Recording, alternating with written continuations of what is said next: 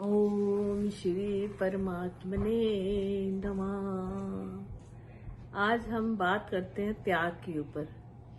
जीवन में हर व्यक्ति को कुछ न कुछ त्याग करते रहना चाहिए और किन कर्मों का हमें त्याग करना चाहिए और किन कर्मों का हमें पालन करना चाहिए वो हम आपके साथ बात करते हैं।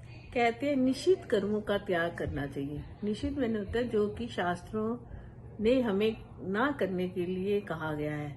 शास्त्र से जो विहित कर्म होते हैं उनको करना चाहिए। जो शास्त्र विहित होते हैं, जो शास्त्र निषिद्ध कर्म होते हैं, उन कर्मों का हमें सदा त्याग करना चाहिए। जैसे कि चोरी, निंदा, झूठ, व्यभिचार, छल, कपट, प्रमाद, ये सब हमारा शास्त्र आज्ञा नहीं देता। हमें शास्त्र से निषिद्ध कर्म का त्याग करके ही परमात्मा की प्राप्ति की ओर हम आगे जा सकते हैं। दूसरी त्याग होता है कामना वाले कर्मों का त्याग। कामना, ईश्वर कहता है कि कामना जो है ना जीव को बांधती है। ऐसे कर्म जो हमें संसार रूपी बंधन में बांध देते हैं, ऐसे कर्मों का भी हमें त्याग करना चाहिए। कामना क्या है? मेरे पास धन हो, गाड़ी हो, बंगला हो, मैं करोड़पति हूँ, लखपति से करोड़पति, करोड़पति से अरबपति बनना चाहता हूँ।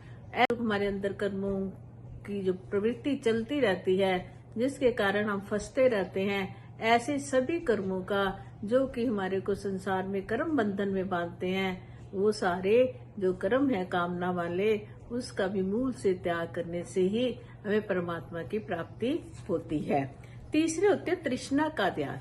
जैसे हमें कामना हुई, कामना से कर्म, कर्म से फिर तृष्णा, तृष्णा से फिर वो पूर्ण ना होने के कारण वो वासना बन जाती है। तो तृष्णा का त्याग हमें अवश्य करना चाहिए। तृष्णा न जीर्णा स्वयमेव जीर्णा। तृष्णा इंसान की कभी भी खत्म नहीं होती, जीव स्वयं समाप्त हो जाता है। परंतु तृष्णा जो है अंत समय में हमारी क्या बन जाती है? वासना बन जाती है। वही हमारे अगले जन्म का कारण होती है। इसलिए क्या करना है? अगर हमें परमात्मा की ओर जाना है, परमात्मा को प्राप्त करना है, तो तृष्णा का भी त्याग हमें करना जरूर चाहिए। और सबसे पहले तो फिर स्वार्थ का त्याग करना चाहिए। कभी भी हमें अपने स्वार्थ के लिए सभी कर्म नहीं करने चाहिए। जब हम कर्म जो है स्वार्थ से रहित करते हैं और परहित के लिए करते हैं, जिसमें दूसरों का हित छिपा होता है और अपना स्वार्थ कम होता है, तो वो कर्म हमें क्या है? परमात्मा की ओर ले जाने वाले होते हैं। इसलिए स्वार्थ हित का भी त्याग जीव को करना चाहिए। उपनिषद भी यही कहती है, त्यागेन एके अमृत तत्व मानशु।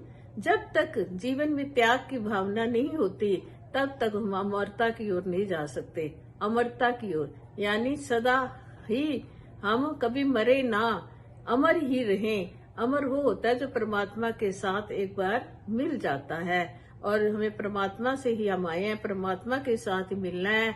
और ये सब जब तक इस संसार के जितने भी कर्म हैं जो कि हमें शास्त्र मना करता है, शास्त्र कहता है कि ये वाले कर्म नहीं करने चाहिए, विहित कर्म करने चाहिए, निषिद्ध कर्म नहीं करने चाहिए। अगर हम ऐसे कर्मों का त्याग कर देंगे निषिद्ध का, तो जरूरी है, ये बहुत ही निश्चित है कि हम परमात्मा को प्राप्त कर सकते हैं। हरि ओम तत्सत।